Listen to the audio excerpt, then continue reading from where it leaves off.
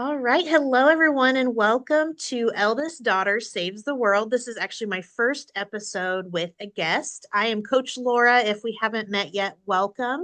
And the goal of our podcast is to just get some good information out. And I'm so excited about what we have for you here today.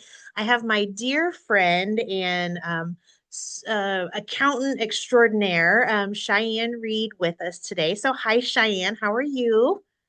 Hi, Laura. Hey, everybody. I'm doing fantastic today, and I'm so happy to be here and to be the first guest on your I podcast. know, so exciting. And I will preface this by saying, Cheyenne, you probably knew this already, but the questions I'm going to ask you, I think I probably already know the answers to, but I want you to share your story with everyone else because I think it's just it's incredible. And so I'm excited to jump in today. But I'm since you're my first guest, I'll tell everyone I'm going to ask everyone, where are you in the birth order of your family? And again, Cheyenne, I know this about you, but where do you fall with your siblings? I am the oldest daughter, and Okay. then I have one younger sibling. That's it. Okay. I'm Okay. I'm Awesome. oldest daughter, oldest granddaughter, oldest all of the things. Everything. Yes, I am Yes. right there with you. Oldest, first to try everything in my family. So yeah, it's a blessing and a curse sometimes. So, Amen to well, that. yes, absolutely. And what I wanted Cheyenne to talk about today, so Cheyenne has been on this journey with herself more than a long time, but we'll say it really kicked into gear probably in spring of this year. And so I'd love if you could just kind of share what has happened in your life since the spring and just anything you want to share with us about that. I saw a like a meme or something earlier on Facebook, and it was like if January me could see September me, she wouldn't believe it. Yes. And like that has been my life. I was married for 7 years. We were together for 17 years. And in May, I left, filed for divorce a week later, and then a couple weeks ago, my divorce was finalized. So the spring, summer, all of that, I've been navigating getting a divorce, living on my own for the first time. I got my own apartment. Um, Losing friends that I never thought I would lose in that Mhm. process. So it's been a lot. And Yeah, that's just a what little we're here to something talk about. happening. Yeah, absolutely. Well, and I think, and I'd love for you to talk about this a little bit too. In telling that timeline, it seems like, ooh, you just made this decision and then it happened like a week later. But really, would you say it had been brewing for a while? I can tell you the exact date, July 8th, 2024. Big argument. Some stuff happened. And I told myself, if things don't change 1 year from now, I'm Mhm. leaving. Yeah. So I thought that was the moment that I kind of started putting plans in place. I did talk to my husband at the time. Like, it's not like this was a deadline that only I knew. He was aware of it. Yeah. We talked through it. Like, but now looking back at like journal entries and things that I've had over the past several years, I started thinking about this about 3 years ago. Just every now and then I would mention it in my journal. So, yes, it sounds like, oh my gosh, like all of a sudden I moved out, I left, I changed my entire life, and that is what happened. But it had been coming for several years at this point. Yeah. And it finally got to the point where I was like, okay, now's the time. I was finally ready, um, mentally at least. Sure. Yeah, it's still got it. And backing up to what you said, you'd been together for 17 years. You literally moved out of your parents' house into your relationship. And so this has been, and I know just from knowing you that, it has been your first apartment, your first time living on your own, and some of those kinds of things. So I'm curious, when you said you got yourself kind of set up, where did you even start with that process? If Um, you can remember that far, I should say. oh, so when I back to July of last year, when I was like, okay, I think like I want an exit strategy. The first thing I did, you know me, bookkeeper, accountant, I'm a money coach. My first thing was finances. Like Sure. I started, thankfully I own my own business. I have my own income. And so that was something that I had, but I started figuring out if we were to get divorced, how would we separate everything? Hmm. What are our insurance policies? What debt do we have together? not necessarily in a, I know for a fact I'm going to get divorced, but I just wanted to have all of that ready. So if Hmm. it did come, because to me, that's the number, like finances. Finances are the number one Yeah. thing that people struggle with. We didn't have kids. I'm child free by choice. So thankfully, that made it a lot easier. I didn't have to worry about any of that. But that was where I started when I started kind of like planning to leave. Yeah. And then when I actually left, thankfully, my mom lives nearby, so I could stay with her. Hmm. But I was like, I need somewhere to live. And that is where I started like the whole, okay, I'm out, I'm safe. Now what? Right. And you start thinking about the basic needs, right? I need a roof over my Yes. head. Where am I going to store my groceries? All of those kinds of things. Yes. Where am I going to store all of my things right now? Like in my case, my mom was also getting ready to move 2 months Hmm. later. So she was packing. All my stuff was in boxes. It was it was a lot. But Yeah. um I went, do I want a house? Do I want an apartment? Do I want to buy a house? Do I want to stay in Indiana? Do I want to stay in Muncie? Like Right. all of the things. Right. It was almost like you had too many options at that point. And Yes. this seems like one of those situations. I know I say this to you all the time, but I'm like, I want someone to tell me in order what I should be doing right now. And there's not really a blueprint for that anywhere. You just have to kind of figure it out as you go. Absolutely. And that is something that I think being an oldest daughter has helped me with because I'm Mhm. used to that. Like that's You're been my making the life. plan. Yeah. Any other oldest daughter out there probably Yeah. knows you're the go-to. You're the one they look to say, what's Right. next? What are we going to do? Can you do this? Right. So, perk of being an oldest daughter is Yeah. that helped. Excellent. Well, and something I've heard you didn't say it specifically, but I know you and you've alluded to it a couple of times. It seems like you had to set some pretty rock solid boundaries in your relationship. And I know one of them was being child free by choice. That again wasn't something that you just said, I'm out. You gave time, you had discussions, you did all of those things. Can you talk about some of the boundaries that you've had in this whole process? So with that journey, the biggest thing was we were both child free by choice. Like we agreed on that. I've been sterilized. He took me to my surgery. Like we were all on board. And then something switched and he was like, okay, I want kids. I want kids. And that's all I heard about. And so Mhm. finally I had to say, here's the deal. If you want children, I need you to go figure out what it would take to adopt. Bring Mhm. me the information and we will discuss it. Otherwise, I don't want to hear anything about it. Right. Like, I do not want to hear about it. Do not talk to me about it. And anytime he would kind of bring that up, I would repeat that. I don't want to hear about it. Hmm. And that caused more arguments. Sure. But often setting those boundaries does cause arguments with the Right. And I was person going you're to say, setting the because it boundary. kind of shines a light on what the issue really is, kind of a thing. And so some of that sounds like it was communication and that kind of a thing. Yes. Yes. But I didn't used to be great with boundaries. And over Hmm. time, I've gotten better. And I've learned that a lot of times when you set those boundaries, the people you're setting them with, they're not going to like it. Hmm. And that is kind of like a reminder to me that I did the right thing. Like Hmm.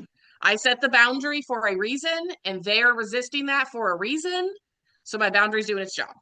Right. And I've heard two really good things about boundaries with that. One is that that person didn't set the boundary. So you have to be expectant that they are not going to be on board with that boundary. And so, there's a way to communicate it and all of that kind of a thing. But at the end of the day, this is the boundary you are putting in place. And so you have to be prepared with that. And I say all the time in coaching that boundaries are easy to set, hard to enforce, right? You can set boundaries all day long.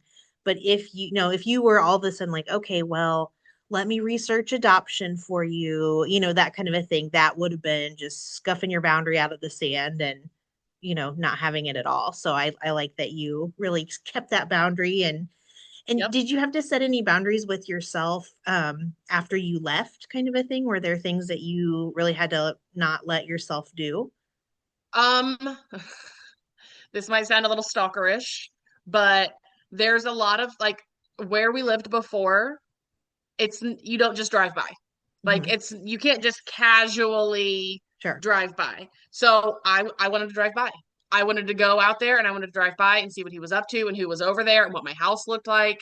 And I had to like tell myself that does nothing for anybody. Hmm. you're wasting gas and gas is expensive. Right, right. And so like that was one of the hardest boundaries that I had to set. And I can't say that I followed it every time, Hmm. but most of the time I did. Yeah, Um, and it was kind of nice to set that boundary for myself and actually stick with it because it was yeah, like, girl, like you can do that. right. And so then it just like building blocks, like I did that. And then, maybe there was something after that that was a little harder and a little bigger. And so it's just Hmm. kind of like I'm doing Tetris or Legos or something. Absolutely. And not to, not to like say your boundary was crap or anything like that, but it's very human nature. Like you helped build that house. You had beautiful gardens there. I mean, you lived how many years of your life there? It's natural. I mean, my parents still will go by houses that they lived in when they first got married and still be nibby about Yeah. what's going on there. You know what I mean? So I think that's just a human nature kind of thing, but that's a cool boundary that like you said, you didn't hit it all the time, but you remembered that you had the boundary. And when you drove by, you're probably gritting your teeth, like, oh, I shouldn't be driving by here, but I'm gonna. And we all have those moments of weakness, right? It's like when you're trying not to eat sugar and you're like, just one piece of candy today. Like it's okay. You just dust off Yep. and try again for sure. Try again. Yeah, absolutely. Well, let me ask you if someone listening is like, I have to get out of this relationship, what were some of the red flags that finally pushed you to make that final decision? And again, this is one of those I know, but I'm going to let you kind of explain to everyone. Hindsight's 2020. Absolutely. So for me, one of the biggest, like I ask myself now, why didn't I leave earlier? Hmm. And I will say I had a lot to do with this, as in like we got together in high school. He didn't know better. I didn't know better. Hmm. There was all kinds of stuff. But for me, some of the biggest red flags that started happening is like with the political climate we're in, he told me I couldn't go to protests. He told me like I couldn't hang out with certain people because they were too politically charged. And so red flag number one, someone telling you you can't do something. Hmm. Period. Yeah. Something that's, Big I red mean, flag. yeah, if he says don't go murder that person, that's a completely different conversation than exercising your constitutional right to protest kind But of a thing. also they shouldn't have to tell you like Right. don't go murder someone. That should Yeah, be common exactly. sense. Like if you Exactly. have to Yeah. tell your partner that, maybe you're the red flag. Yeah, exactly. Like um the other thing was just the way he talked to me. Hmm. Like I could tell the things he said, the language he used, he no longer respected me as a person. Mm. And like the final straw for me was he left for a trip and said, I don't want you here when I get back. And so I wasn't. Hmm. But my biggest thing is like people say what they mean. Like when they tell you they don't like you, when they tell you, whatever Hmm. it is, believe them Right. Even because they if mean it. they come back and say, oops, I didn't mean that, or, you know, and yeah, we've all said one-off things that we don't mean, but if it's a habit, that's Yes. definitely, something. And to me, oh, I said something I didn't mean. I'm going to apologize. I'm going to Hmm. come back and say, oh, like I did not mean that. I'm sorry. Like let's talk Yeah. through that. If it's in my case, it was the same things every time we'd argue, he would say the same things and there would be no apology. Mm. So like when it becomes repetitive like that and there is no apology, he's saying it because he means it. Yeah. And I would tell myself, well, it's not that bad. It's not that Right. bad. It's not Right. that bad. Because we would argue or have a big blow up. He would cuss and yell and scream, break things, all of that. And then we'd be great for weeks. Hmm. And then he'd snap and we'd have 1 or 2 days and then we'd be great for weeks. So Yeah. I held on to those good weeks instead of saying, hey, there's something wrong here. Right. Right. So if someone out there's listening and you're having this gut feeling like, oh, like maybe, yeah, maybe that's me. Maybe I Mhm. need to go. That Yeah. that's telling you something. Well, and I wish, if you don't mind speaking to this too, because again, I know you and I've seen this in you. Part of it was this relationship was not allowing you to be yourself. Like sometimes relationships end and it's not anything dramatic, right? It's just that I have outgrown this person and I know we've talked at length about, your partner should be someone that grows with you in various ways. And I can say that about Alex and I, like the two people that got married are not the two people that we are now. And, it's because we've had kids and we've bought a house and life has kicked us in the nuts and, all of those kinds of things. But we've also grown with each other in a fact of like, okay, yeah, he would have been immature, but he's not anymore. Or same with me. I used to demand this, and now I realize that that needs to be a compromise kind of a thing. So I wonder if you could speak to that a little bit too. Yes, absolutely. I think for us, we got together in high school. So we were literally teenagers when we met. And so we grew together, but I grew a lot faster. Hmm. And I remember like we were together for 8 years before he even proposed. So to me, looking back now, that was a red flag in the beginning. Like Sure. that should have told me, but also we were young. So I was like, we needed time to grow up. Um, but I started kind of figuring out, I used to hang out with people and I always felt like I was there, but I wasn't part of the group. Hmm. And now I know it's because I didn't know who I was. Right. So the more I started leaning into, in my case, I'm a witch. I do a lot of things outside the box. I was trying, do I like this? Do I like that? And the more I realized who I was and leaned into my authenticity, that pushed me to grow and he didn't. Hmm. And a lot of it was he didn't know who he was. He still doesn't know Right. who he is, and I don't know if he ever will. Right. But one of the last things he said to me was, "I'm the exact same man you married 7 years ago."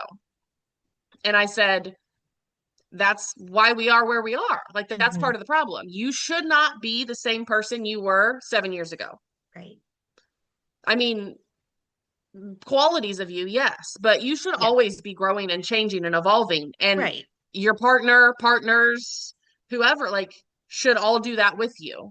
I Hmm. even told on a friendship level, when I became friends with you and some of the other girls we hang out with, like I told you guys, I outgrow people very quickly. Hmm. So I need you to grow with me. And we And were like, thankfully yeah, you all no, you're do. stuck with us now. Yeah, we're But barnacles that's now. because you guys also want to grow. And that's Absolutely. how it should be, in my opinion, in anybody in your life. Yeah. You Yeah. got to grow Because I mean, together. and I think the like silliest example of this is like if you grew up in a small town and you graduated and moved on and you go back to that small town, there's people doing the same stuff that they were doing because they either don't know any better or just are refusing to grow. And I think, and and I know this again about you, but you tried therapy, you offered to go to couples. It wasn't like you just said, nope, I'm done, I'm out. Like you tried to put the work in it to grow, and it just wasn't reciprocated. Not only did we do therapy, I made his first appointment. I paid for every therapy session Hmm. and told him we could do that for however long. I said, let's go to couples therapy. I will pay for that. I went to therapy, like all of the things. And that was one thing before I left. I mean, I've literally spent half of my life with this other person, Hmm. literally. And I was like, I cannot walk away and not be able to say I did everything that I knew I Hmm. could. So that's Absolutely. what I was like, therapy for him, therapy for me. I mean, we tried being separated in the house for a little bit, like separate bedrooms. I mean, anything and everything I could think of, we tried. So Hmm. it's not like I was just like, I'm just going to toss I this feel out like the window. leaving today. Yeah. Yes. Absolutely. Yeah. And ultimately, in any relationship, it takes everyone in the relationship to put the work in. It Hmm. can't just be one sided. Yeah. So he didn't want to Absolutely. put the work in that I did, and that is a big part of it. Yeah. And I think that's a clear indicator that a relationship is moving to a different stage, and that different stage may be over. So it's just going to depend on the relationship and everything like that. Well, Yes. Cheyenne, I want to keep us a short time here. Is there anything else you want to share that we haven't talked about yet? Um, I don't I don't think so. If there's somebody out there currently navigating divorce, there are resources. Talk to Hmm. people, talk to your friends, lean on your community. You'll make Yeah. it through. I promise. Yeah. It's so much better on the other side. It's icky. And even if you do have kids, I mean, it's, my favorite saying, this too shall pass. It may pass like a kidney stone, but it will pass, right? And so we have The to remember sometimes it is painful, but it will pass. Yeah. the way I got through is I just had to remind myself the only way out is through, but you will make it Mhm. through. Yeah, absolutely. Absolutely. Well, Cheyenne, I want to end us. I'm asking everybody on my podcast this. So if they listen to this whole podcast and they remember nothing else that you said, what is the thing that you want everyone to remember? Oh, my biggest thing would probably be authentic. Figure out who you are, Hmm.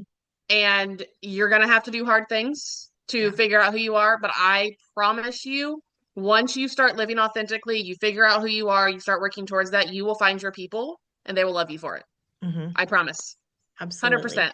And I can attest to that too. And even if you're in crazy circumstances, like life can still feel easy when you're living life as yourself, even if other things Yes. around you feel like they're burning down. So yes, Yes. I co-sign that that thing to remember. So all right. Well, Cheyenne, if anybody wanted to get with you, how can they find you on socials and things like that?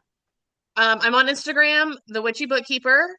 I have my own podcast called Money and Magic, and Awesome. I'm not sure exactly when this episode comes out, but season 2 for me is coming out October 13th. So, Yeah, so um, that'll be a little after you this want, comes out. So they should you be want able to another hop podcast to on. listen to, check that Yes. out. And it is And fabulous. I then can attest. Yeah.